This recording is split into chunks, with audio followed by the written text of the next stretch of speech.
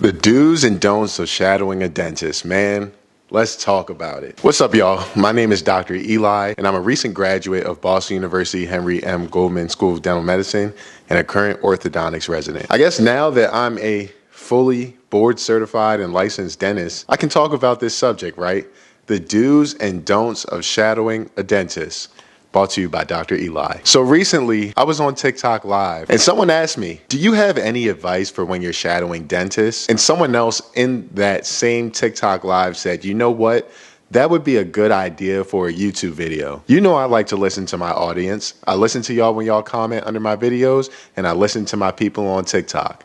I thought that was a great idea. So today we're going to talk about the do's and don'ts of when you're shadowing a dentist. And you may be surprised at some of the things I have to say, so make sure you watch all the way through. For those of you who are new to the channel, my name is Dr. Eli, and like I said earlier, I'm a recent graduate of Boston University Henry M. Goldman School of Dental Medicine, and I'm currently a first-year orthodontics resident. Throughout my years of being here on YouTube, I vlogged my entire dental school journey, and now I'm taking you all along with me through my life in residency and eventually after as a practicing orthodontist. If you're interested in seeing what my life is like right now and why I don't upload on YouTube as much as I used to when I was in dental school, check out my most recent video, A Week in the Life of an Orthodontics Resident, where you can see how a typical week looks for me, typically starting with a 5 a.m. wake up and not getting home from school until after 5 p.m. But anyway, that's not what today's video is about. A lot of the people on my channel say they love when I used to do my sit down informative videos.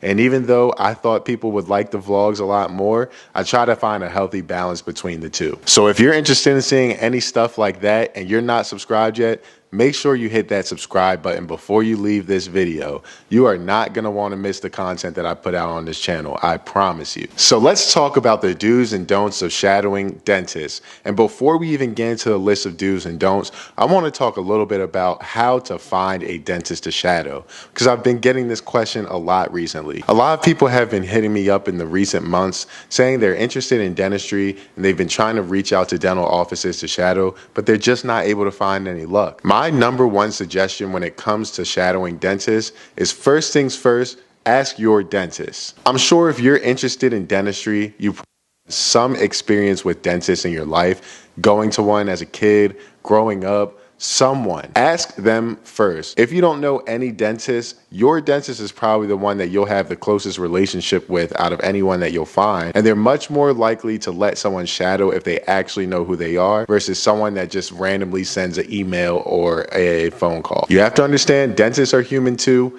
and they have a job to do. And they don't always have the time or the effort to focus on helping a pre-dent throughout their day when they're trying to help their patients primarily. If your own dentist is not opening to letting you shadow or not open to letting people shadow at all, I would then suggest asking friends. You never know which one of your friends might have a parent or a family member that's in the dental field. They may not be a dentist, but they might be a dental assistant, a hygienist, or may even work the front desk at a dental office. Either way, you got to find your way in and find someone who can put you in contact with a dentist.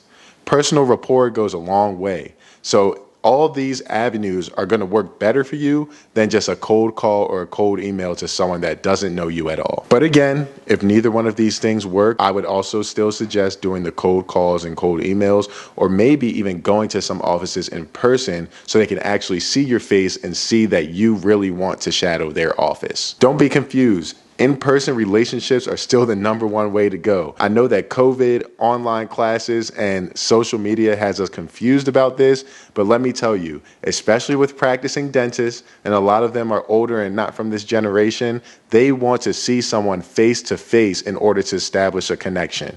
Now that we've got that out the way, let's talk about the do's and don'ts of shadowing dentists. And first thing I'm going to talk about are the do's. These are the things that you want to make sure you're doing when you're shadowing a dentist, because you're going to want to ask these dentists for a letter of recommendation when it comes time for you to apply to dental school, or maybe even when you apply to residency. So the first things first, I know this goes without saying, but some people need to hear it.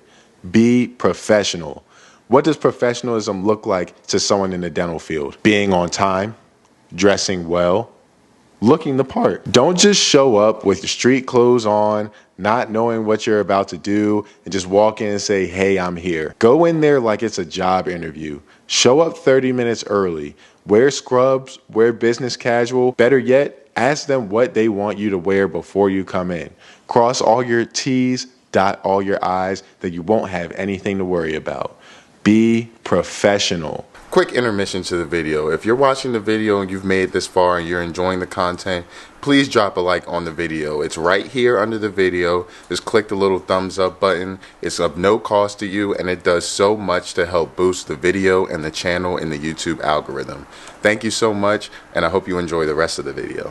When you're shadowing a dentist, you're a reflection of them. The patient is going to see the dentist walk into the room, and they're going to see a random person that they've never seen walk into the room. And the dentist is usually going to introduce you and first ask the patient if they're comfortable with you being in the room. Now, how embarrassing would it be if that person says no? And the reason they say no is because you don't look like someone who's professional enough to handle that role. Look the part and be professional. Number 2, be engaged. I'll be very honest with you. If you find yourself bored throughout the day when you're shadowing a dentist, you may want to consider a different career. Yes, it is a little boring to watch someone work all day instead of actually doing the work, but you should really be figuring out if this is something that you want to do. So if you can't find yourself being engaged during the day, then it may not be the job for you.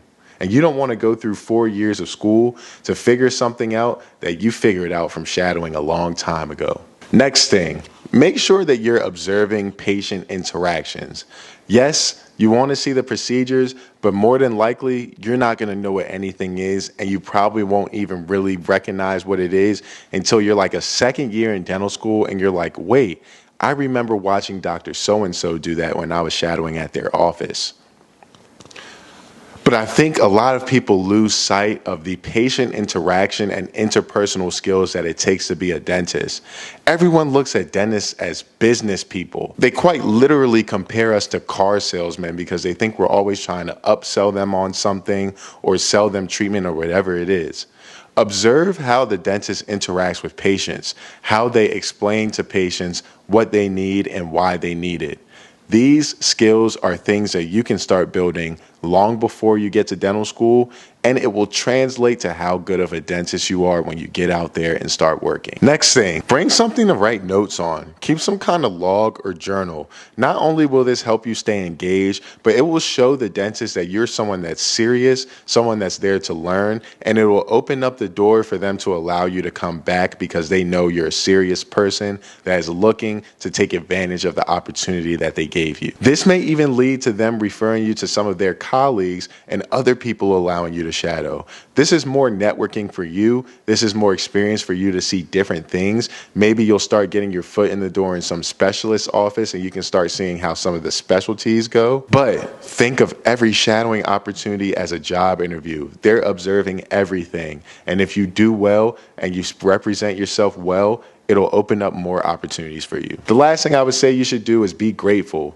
Think about sending a thank you email or a thank you card just to let them know that you're grateful that they allowed you to come into their office and be a part of their workday and they showed you the ropes. It goes a long way, and once again, this can lead to them referring you to other colleagues, allowing you to come back again in the future, etc. Now that we got all the good stuff out the way, let's talk about the don'ts.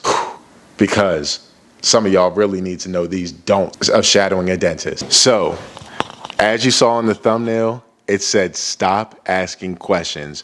And when I say this, I don't mean that it's a bad thing to ask questions. However, you need to know the time and place for everything when you are shadowing. That means, number 1, ask appropriate questions and ask them at appropriate times. You should never, ever interrupt the dentist while they're trying to focus and concentrate on what they're doing. And you should definitely never, ever